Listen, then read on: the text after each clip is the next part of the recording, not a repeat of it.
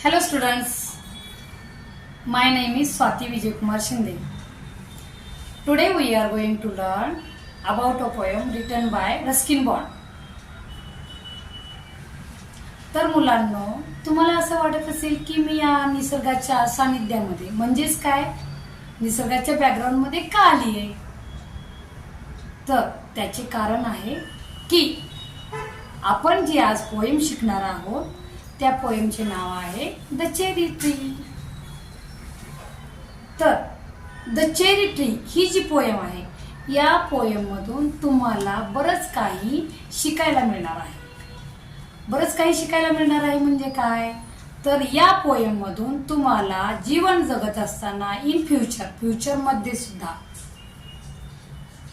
कुठल्या गोष्टी शिकायला हव्या आहेत किंवा कुठल्या गोष्टी आपण शिकल्या पाहिजेत, आपला स्ट्रगल कसा असायला हवा किंवा आपण वेगवेगळ्या संघर्षामधून आपण वेगवेगळ्या संकटातून पुढे जातो त्यावेळेस आपण त्या संकटाला कसं सामोरं जायला हवं, अशा बऱ्याच काही गोष्टी आपल्याला या पोएममधून शिकायच्या आहेत. तर आपण आता आज ही पोएम स्टार्ट करूया. Students, do you know what a cherry tree is? A cherry tree is that gives a small red and black fruits.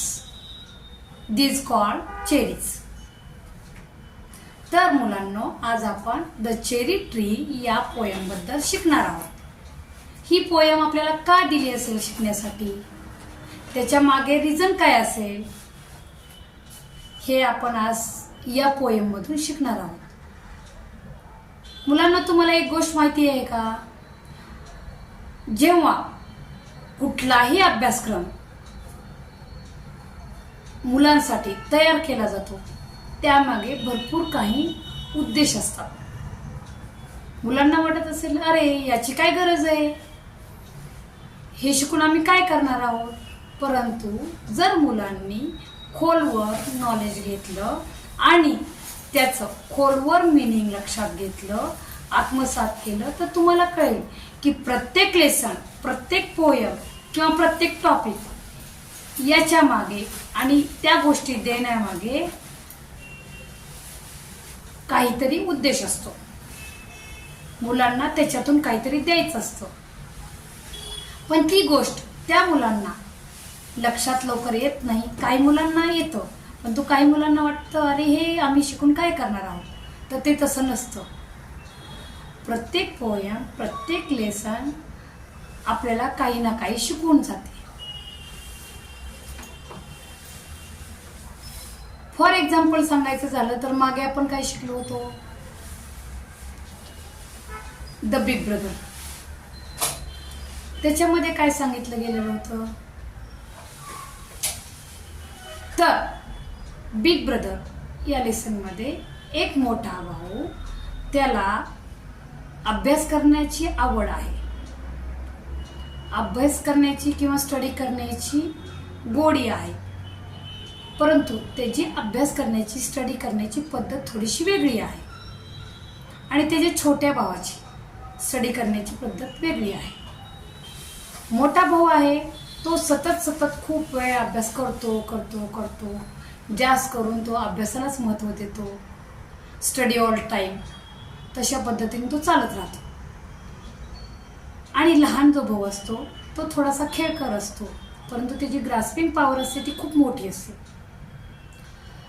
तो स्टडीला, अभ्यासाला वेळ कमीच देत असतो, परंतु जो अभ्यास करतो तो क्वालिटीचा करतो. जी वेळ तो अभ्यासाला देतो ती खूप महत्त्वाची आणि खूप लक्षपूर्वक देत असतो आणि त्यामुळे त्याची ग्रास्पिंग पॉवर वाढते, त्याला तो विषय समजतो आणि तो आत्मसात करतो, त्यामुळे तुला तो विषय समजत असतो.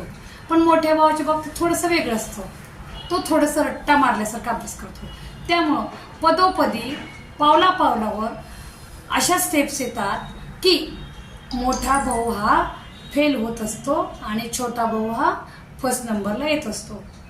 मग आपल्याला ह्या पोएममधून या लेसनमधून काय शिकायला मिळालं होतं की अभ्यास कसा करायला हवा, कुठल्या गोष्टीला किती वेळ दिला पाहिजे, कुठल्या गोष्टीला प्राधान्य दिलं पाहिजे, कोणती गोष्ट महत्त्वाची आहे आणि प्रत्येक गोष्टीला आपण किती वेळ द्यायला हवा आणि कसा अभ्यास केला पाहिजे. तसं त्या लेसनमध्ये आपण जे शिकलो तसंच त्याचप्रमाणे या पोएममध्ये आपल्याला काय शिकायचे आहे हे आपण आज या पोएममधून पाहूया. चला तर मग आपण आज पोएम शिकूया. Let's the start poem. The poem name is the cherry tree. Let's the start the poem written by Ruskin Bond.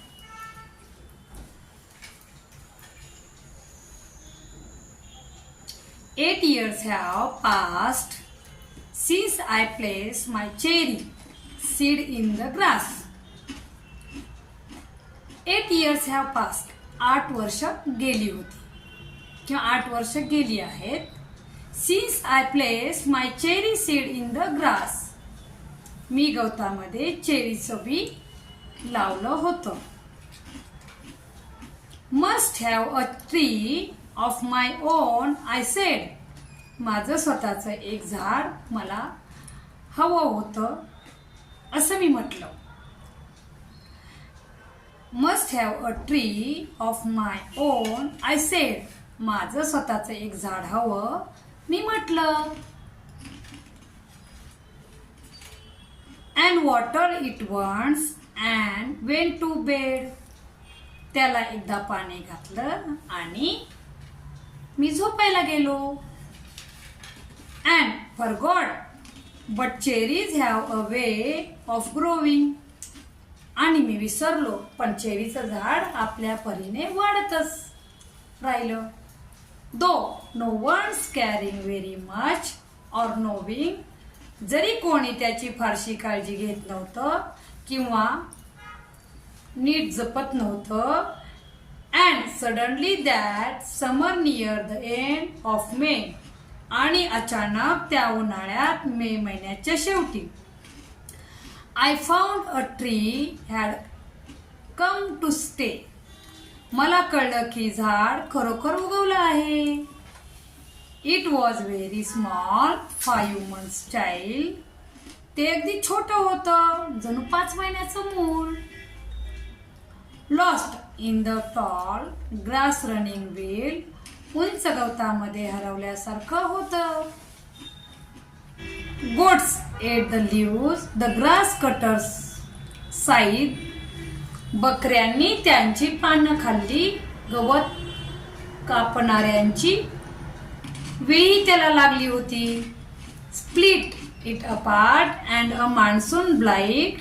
त्याला फोडून टाकलं आणि पावसाळ्यात रोगी झाला. Shrivel the slender stem, even so. त्याचा बारीक खोड वाळून गेलं तरीही. Next spring I watched 3 new shoots grow. पुढच्या वसंत ऋतूमध्ये मी 3 नवी कोंब फुटताना पाहिली. The young tree struggle upward trust. तरुण झाडाने संघर्ष केला, वरच्या दिशेने वाढलं गेलं. It arms in a fresh fierce lust. त्याच्या नव्या फांद्या जोमाने पसरल्या. For light and air and sun. प्रकाश, हवा आणि सूर्याकरता. I could only wait as one. मी फक्त थांबून बघू शकलो जसा एखादा माणूस. Who watched wandering while time and the rain. जो पाहत राहतो, विचार करत राहतो जेव्हा वेळ आणि पाऊस made a miracle from green growing pain. हिरव्या वाढीच्या वेदनेतून एक चमत्कार निर्माण करतात. I went away next year. मी पुढच्या वर्षी दूर गेलो. Spent a season in Kashmir. काही दिवस काश्मीरमध्ये घालवले. Come back thinner, rather poor. परत आलो तेव्हा बारीक झालो होतो, थोडा गरीबी झालो होतो. But richer by a cherry tree at my door. पण माझ्या दाराशी उगवलेल्या चेरीचे झाडामुळे मी श्रीमंत झालो होतो. 6 feet high my own dark cherry. 6 फूट उंच झालेलं माझं काळसर चेरीचं झाड. तर मुलांनो, द चेरी ट्री या पोएम मध्ये 3 स्टांजा मी रीड केल्या. त्यामध्ये पोएटला काय सांगायचं आहे ते तुम्हाला मी समजावून सांगणार आहे. सर्वांनी व्यवस्थितपणे लक्ष द्या. Listen carefully and paid attention. Cherry tree ही कविता कोणाची आहे? तर चेरी ट्री ही पोयम रस्किन बॉन्ड यांनी लिहिली होती किंवा लिहिली आहे. ही कविता एका छोट्याशा चेरीच्या बियांची गोष्ट सांगते, जी मोठी किंवा मोठं झाड बनते. तर ती कविता आपल्याला काय शिकवते? संयम आणि संघर्ष यामुळे यश मिळतं. The poem teaches us that patience and struggle bring success. The poem teaches us that patience and struggle. Patience and struggle. Patience means what? Patience means संयम अँड स्ट्रगल मीन्स संघर्ष. ब्रिंग सक्सेस म्हणजे संयम आणि संघर्षामुळे आपल्याला काय मिळतो? Success मिळतो. संयम म्हणजे काय आणि संघर्ष म्हणजे काय? संयम म्हणजे कुठल्याही गोष्टीवर घाई गडबड न करता पेशन्स ठेवून त्या गोष्टीला सामोरं जायला हवं. जसं बऱ्याच वेळा आपण गाडी चालवताना, ट्रॅव्हलिंग करताना काही ठिकाणी मेसेजेस लिहिलेले असतात. अतिघाई संकटाला आमंत्रण देई. म्हणजे कधीही कुठल्याही गोष्टीला, फक्त ट्रॅव्हल करताना हा संदेश लक्षात घ्यायचा नाही. कुठली गोष्ट शिकायची असेल, कुठली गोष्ट करायची असेल, कुठल्या गोष्टीची ॲक्शन घ्यायची असेल, त्यावेळेस आपण संयमाने त्या गोष्टीला सामोरं गेलं पाहिजे. अतिघाई करायला नाही पाहिजे. की ती सिच्युएशन काय आहे, तो प्रसंग काय आहे, त्यानुसार आपण पुढे चालत गेलं पाहिजे आणि त्यामुळेच आपल्याला सक्सेस मिळतो. जर तुम्ही एक्झाम आली म्हणून पटपट अभ्यास केला, रीड केलं, भूकंपट्टी केली, तुम्हाला तो स्टडी समजणार आहे? नाही. तेवढ्यापुरतं तुम्ही पाठ केलं म्हणून तेवढ्यापुरतं तुम्ही लेसन एक क्वेश्चनचे आन्सर देऊ पण शकता, देतालही, परंतु तो तुम्हाला लेसनच कळणार नाही. फॉर एक्झाम्पल आता हीच पोयम घ्या. या पोयममध्ये तुम्ही टीचरनी सांगितले म्हणून ओरलला चला पोयम रीड करा, मग मुलं काय करणार? भूकंपट्टी करणार, पटपट पोयम पाठ करणार आणि टीचर मला पोयम येते, मी म्हणून दाखवू का? मग टीचर म्हणणार हो बोल बाळ. मग ते मुलं मस्तपैकी पटपट पोयम म्हणून दाखवणार आणि ते मुलं त्यातच सॅटिस्फाईड राहणार. परंतु ती गोष्ट बरोबर आहे का? नाही. तर त्या मुलांनी ती पोयम फक्त पाठ करणं गरजेचं नसतं. ती पोयम आपल्याला का दिली आहे, त्या पोयममध्ये काय मेसेज दिलाय किंवा त्या लेसनमध्ये काय मेसेज दिलाय हे जाणून घेणं अत्यंत गरजेचं आहे. काय सांगते, काय आहे त्याच्या मागचा उद्देश, ह्या गोष्टी लक्षात घेतल्या पाहिजे. तर या पोयममध्ये आपल्याला संयम आणि संघर्ष कसा करायला पाहिजे, संयम ठेवून संघर्ष, आणि त्यामुळे आपल्याला सक्सेस कसं मिळतो. जसं या झाडाला हे जे झाड, त्या पोएटनी झाडाबद्दल बोललेलं आहे की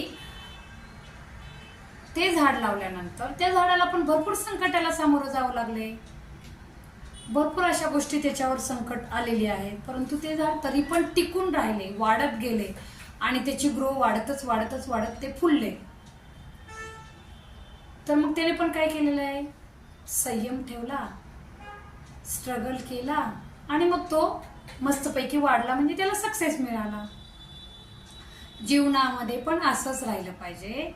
ज्यावेळेस आपल्याला कुठलीही परीक्षा द्यायची असेल किंवा कुठल्याही मार्गाला जायचं असेल, त्यावेळेस आपल्याकडे संयम असणं फार गरजेचं आहे. आणि आताच्या या धावपळीच्या जगामध्ये तर हा मेसेज मुलांनी लक्षात घेणं फार गरजेचं आहे. मी हे वारंवार का सांगते, त्याच्या मागे एक रिझन आहे. सध्या या धावपळीच्या जगात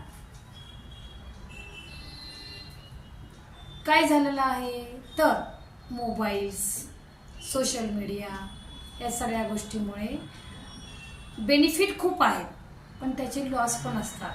तर मुलांनी काय घ्यायला पाहिजे की चांगल्या गोष्टी त्याच्या मोबाईल थ्रू घेतल्या पाहिजे किंवा टीव्ही असू दे, टीव्ही पण काय बघायला पाहिजे आणि काय नाही बघायला पाहिजे. नॉलेजेबल गोष्टी मुलांनी आपल्याला शिकण्यासाठी बघायला काही हरकत नाही. परंतु तुम्ही सोशल मीडिया किंवा या काही मोबाईल वगैरे सगळ्या गोष्टीला नावं ठेवणं पण चुकीची गोष्ट आहे. आपण काय शिकायला पाहिजे, आपण त्याच्यातून काय घ्यायला पाहिजे, हे मुलांनी किंवा पालकांनी लक्षात घेतलं पाहिजे आणि त्यानुसार चालायला पाहिजे. तर या पोएममध्ये डिटेलमध्ये सांगायचं झालं तर कवीने 8 वर्षापूर्वी गवतामध्ये चेरीचं झाड लावलं होतं. चेरीचं झाड म्हणण्यापेक्षा बी लावलं होतं. कुठे? गवतामध्ये. त्याने एकदाच पाणी घालून, म्हणजे त्यांनी काय केलं, झाडाला पाणी घातलं, एकदाच पाणी घातलं आणि तो विसरून गेला. तरीही ते बी काय झालेलं आहे, उगवलं गेलेलं आहे आणि झाड वाढायला लागलं होतं. त्यानंतर काय झालं, झाड वाढायला लागलं. मग झाड जसं वाढायला लागलं तर बकरे आल्या. बकरे म्हणजे माहिती आहे तुम्हाला, शेळ्या. तर बकऱ्यांनी त्या झाडाची काय केली, पानं खाल्लेली आहेत. आणि पावसाळ्यात त्याला काय झाला, रोगही लागला. म्हणजे तुम्हाला माहिती आहे, ज्यावेळेस पाऊस पडतो त्यावेळेस झाडावरती वेगवेगळ्या गोष्टीचा रोग पडतो. त्याप्रमाणे त्या झाडावरही रोग लागलेला आहे. तरी त्या झाडाने तसाच संघर्ष केला आणि ते हळूहळू वाढत गेलं. पुढच्या वर्षी कवी काश्मीरला गेला होता आणि परत आल्यावर त्याला काय झालं, दाराशी 6 फूट उंच चेरीचं झाड दिसलं. हे झाड कवीसाठी एक मोठं संपत्तीचं प्रतीक आहे असं त्याला वाटतं की अरे बापरे, इतर हे झाड फक्त बी उगवला होता, म्हणजे बी रोवला गेला होता आणि एकदाच पाणी घातलं होतं, परंतु हे झाड एवढं मोठं कसं झालं. म्हणजे त्याला खूप सरप्राईज मिळालेला आहे की झाडाला एकदा पाणी घालून सुद्धा ते झाड वाढत गेलं, वेगवेगळ्या संघर्षाला सामोरं गेलं आणि त्यानं त्याचा रिझल्ट दिला. इथपर्यंत आजचा पाठ होता. पुढील पार्ट्स आपण पार्ट 2 मध्ये पोएमचा पुढील पार्ट शिकणार आहोत. Thank you very much.